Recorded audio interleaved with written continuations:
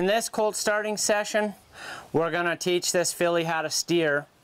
We worked on it yesterday just to start, but this is what we got to do before we ride her. Now, you're not going to believe how well this filly's going to steer today compared to what she was yesterday and the little bit that it took to teach her. So the first thing we're going to do is take our reins and we're going to feed them through the gullet of our saddle, because we're going to tie the reins back to the horn nice and loose again. Now we're going to take our lunge line and snap it to the D-ring on the snaffle. Tie your reins back using a half hitch. A half hitch is a real simple knot. It's easy to get undone. What you do is you take your reins with your left hand and you make a loop like this underneath, and then just put the horn through the loop and pull it tight. Now that's one half hitch. Make sure your reins aren't too tight. They're just right there. Now make another half hitch over the horn, and now your reins are out of the way and they're tied back, but they're not tied back too tight, so this filly can still learn how to steer. Now what we're going to do is we're going to turn this mare over the cantle board again. Now you've already seen this, but it's important that you see it again in day 2. We're just going to pull her over here.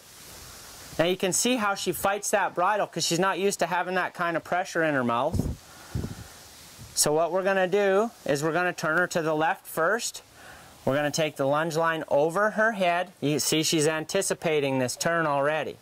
Take the lunge line over her head because that's that area she doesn't like us to touch. I've got a hold of my right rein with my right hand right now because I don't want her to turn before I ask her. Now today I'm not really going to tip her head. I'm going to start right from here. If I have to tip her head, I can. But I'm going to start right from here, and I'm going to pull her head around, and I'm going to just hold it there and let her figure it out. It's real good. Now I'm going to do a couple of these on each side.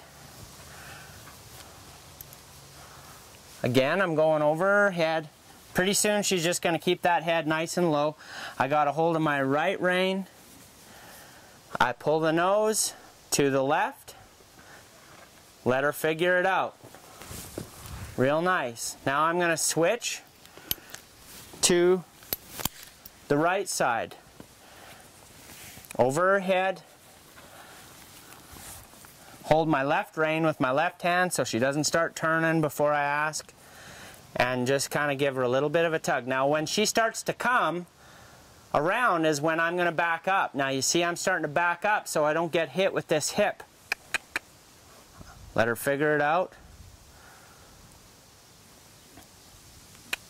If you need to cluck, you can. The only thing that's keeping her from coming around now is her moving her feet. So a little bit of a cluck.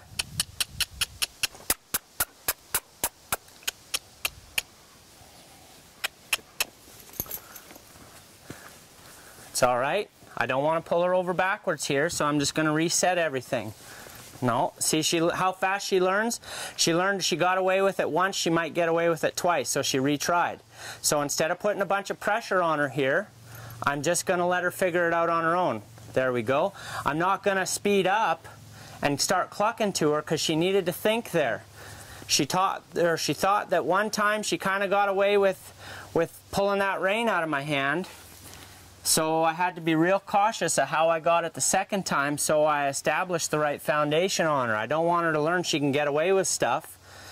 So we're going to do one more here. And we're going to wait on her again. Don't pull harder than she can handle, or you could pull her over backwards. This is really important that you be patient here.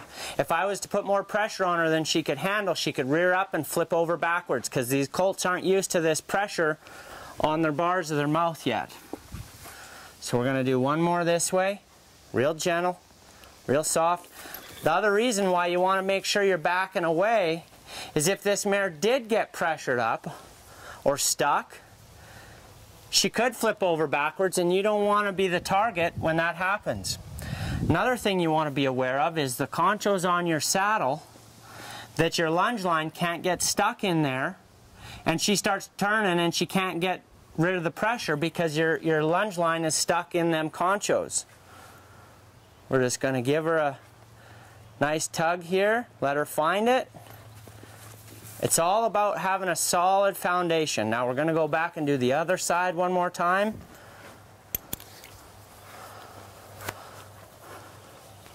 Let them learn it. Don't force it. Just let them learn it. Now see, she's thinking she should be turning to the right because she turned to the right a few times. So we got to wait. We might have to even help her get started a little bit. This is a real sensitive area when you start these colts. You got to be real careful and take your time. It's okay. She's just a little bit lost. Now, I'm going to be real careful because I'm up against a fence there and I don't want her to get in trouble.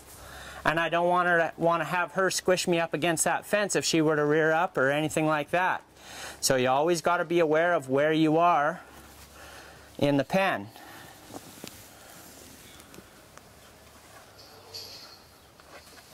Getting better, much better.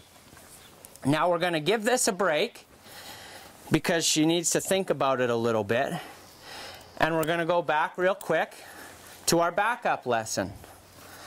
And now that she steers to the right and the left pretty good, we're going to show you how well she backs up after yesterday's backup lesson. It's a lot easier to do this stuff on the ground before you ride them than it is to ride them in a halter and not have any steering or any way to get them to stop bucking, and then have to teach them this stuff from in the saddle and have to fight with them. It's a lot easier for them and a lot less for them to deal with without you doing it in the saddle. So what we're going to do is we're just going to pick those bridle reins up like we did yesterday, and we're just going to get a couple of backup steps. Now what we're going to do is ask for it again. Brakes are the big training key here.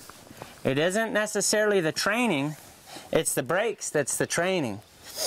I give her a bit of an opportunity to learn, and then I let her absorb that thought. Let it set in. Now you're going to see in a few minutes here how good her backup is, and she's starting to yield to that bridle real nice and move her feet. Now if I were to get on this filly right now, which I'm not going to quite yet, I know that I got a bit of control here. If she goes to buck, I know that when I pick up the reins, she's going to kind of know what those reins mean, and it's going to help because you'll notice when she backs up, it makes her keep her shoulders up. So it helps if she's a real tough bronc. It's going to help me because I'm going to be able to stay on her better. Now we're going to ask for a little bit more of a backup. You can kind of steer them while you're doing this with your right and left rein because she kind of knows how to steer. So if you need to steer around the round pen in the backup, that's okay. You can actually do a lot more steering than you think, and it's going to help you by steering her to the right in the backup and then keep backing up. Real good, real nice, boy. Now we're going to go to the other side and work on this because here she's getting used to seeing us out of the right eye. You don't want to do everything from the left. She's getting used to seeing us up back here handling these reins out of her right eye, which is important for when you first get on her. We just kind of hold that left rein. It's a little different to her. Real good. Now she wasn't bridled up like she was going when we were on the left, but probably in about one more move she will be. Ask her again for a little bit of a backup. Steer her a little bit to the left and keep her backing. It's all in when you quit here. Now one last thing. You'll see how much better now she turns over the cantle board. I'll just use my rein here.